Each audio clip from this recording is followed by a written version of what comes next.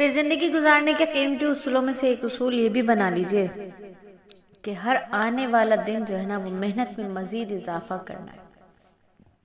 اب مومن کی نظر جو ہوتی ہے وہ آخرت پہ ہوتی ہے، اس کی محنت کے میدان دنیا کم اور آخرت زیادہ ہوتی ہے۔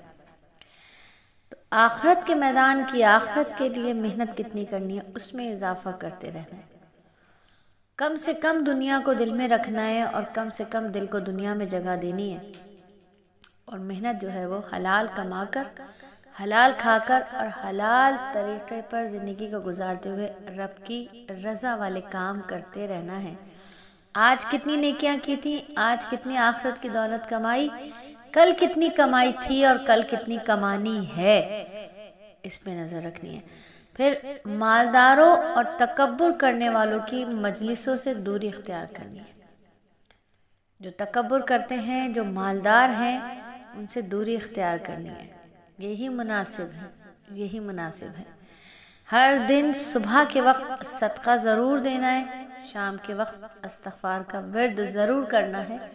نیند کو عبادت بنانا ہے، نیت کر کے سونا ہے کہ یہ نیند ہم کیوں لے رہے ہیں، تاکہ چاق و چوبند ہو جائے اور پھر انشاءاللہ اٹھنے کے بعد اللہ کی عبادت یکسوئی کے ساتھ کر سکیں، خضوع و خشوع کے ساتھ کر سکیں۔ اب عبادت دو طریقے کی ہوتی ہے، ایک وہ جو اللہ رب العزت کے معاملات ہیں، وہ حقوق اللہ یعنی نماز، قرآن، روزہ، تسبیحات، ذکر و اذکار وغیرہ، اور ایک ہے حقوق العباد، وہ بھی عبادت ہی ہیں، ان کو بالکل عبادت کی طرح ہی کرنا ہے کہ اللہ تعالی ہم سے اس کے ایک ایک سوال کا جواب ہوگا، ہم سے پوچھا جائے گا کہ ہمارے معاملات کیسے تھے، ہم نے لوگوں کے حق کس طرح ادا کیے۔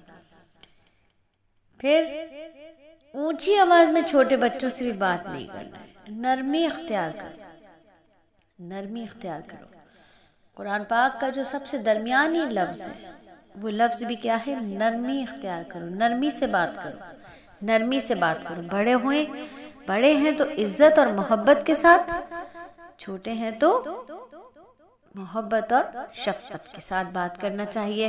پھر اپنی گفتگو میں مٹھاس پیدا کرنا چاہیے، میٹھی ہو، زبان شیریں تو تخت گیری، میٹھی زبان میں بات کی جائے، میٹھی زبان میں بات کی جائے کہ میٹھی زبان میں میٹھے لہجے سے کڑوی بات بھی اتنی کڑوی نہیں لگتی، لیکن کڑوے لہجے سے میٹھی بات بھی بہت کڑوی لگتی ہے، تو لہجہ میٹھا رکھنا چاہیے۔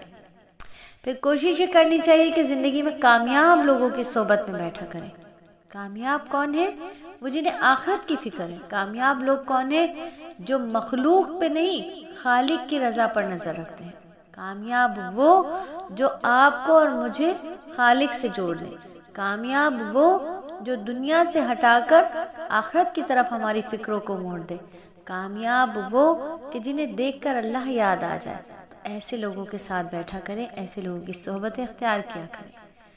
ہر فیلڈ کے ہنرمند کی عزت کرنا چاہیے، یہ نہیں کہ میں تو عالم فاضل ہوں، میں تو عالمہ فاضلہ ہوں، اب جو ہے میں ایک اسکول کی ٹیچر تو بالکل بھی کسی قابل ہی نہیں ہے۔ نہیں، بالکل نہیں، وہ اپنے علم کی چیمپئن ہے۔ میں تو امام ہوں مسجد کا، یہ جو ڈاکٹر ہیں، یہ انجینئر ہیں، یہ تو کسی قابل ہی نہیں، وہ اپنی فیلڈ کے چیمپئن ہیں۔ ہر فیلڈ کے ہنرمند کی عزت کرنی چاہیے، اس سے ادب سے پیش ہونا چاہیے، چاہے وہ کسی بھی فیلڈ کا ہو۔ والدین، اساتذہ اور رشتہ داروں کے ساتھ بہت زیادہ اخلاق کا معاملہ رکھنا چاہیے۔ اس سے کیا ہوگا؟ اس سے ہمارے رزق اور زندگی میں برکت ہوگی۔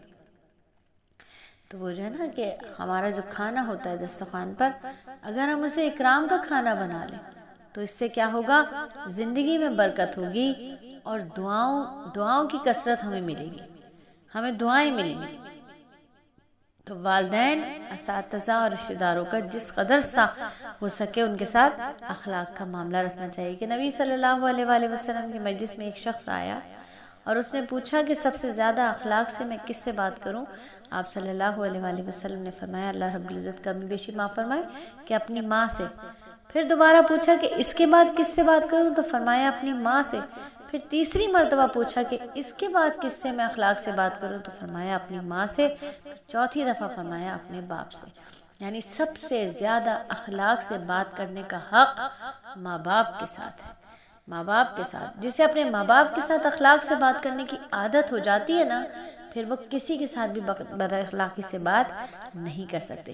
پھر ہر کام میں میانہ روی کو اختیار کرنا ہے، کہ میانہ روی کیا ہے؟ آدھی معیشت ہے۔